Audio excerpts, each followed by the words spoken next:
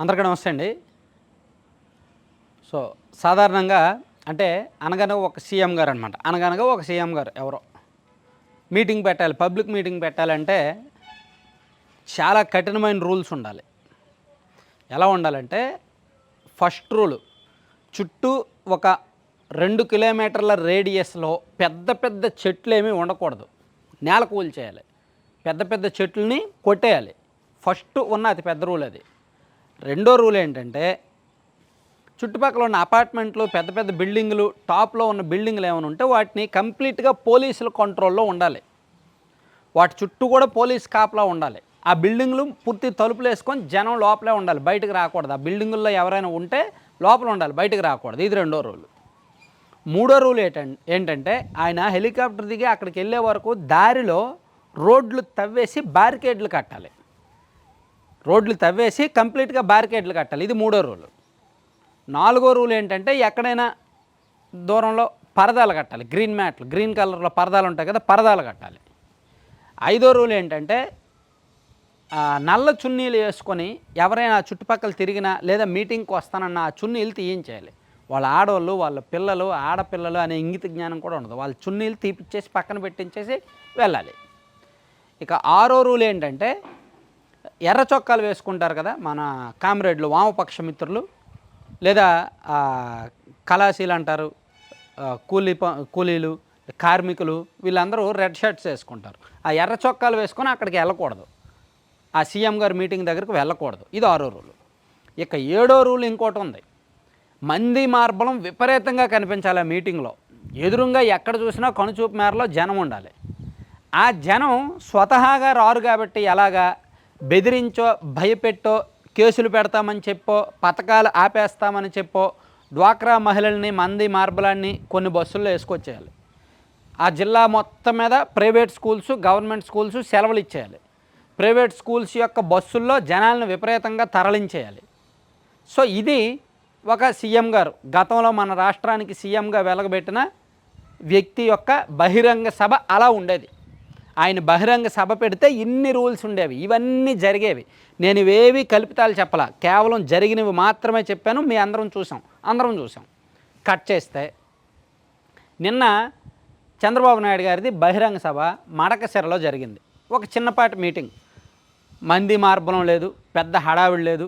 CM గారే, ఆయన CM గారే. చంద్రబాబు గారు కూడా 4వసారి సీఎం అయ్యారు. ఆయన కూడా ఒక జిల్లాకు వెళ్ళారు. ఆయన కూడా పబ్లిక్తో మాట్లాడారు, పబ్లిక్ మీటింగ్ పెట్టారు.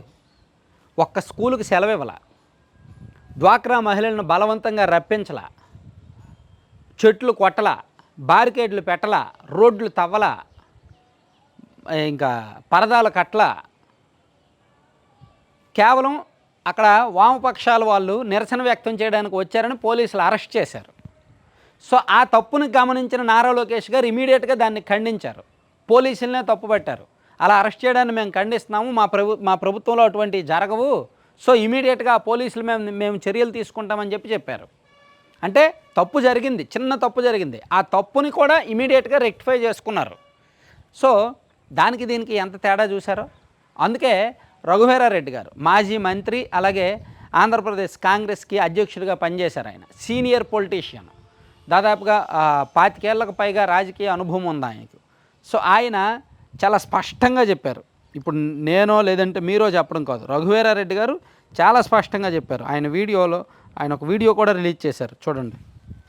నిన్నటి రోజు ఆంధ్రప్రదేశ్ ముఖ్యమంత్రి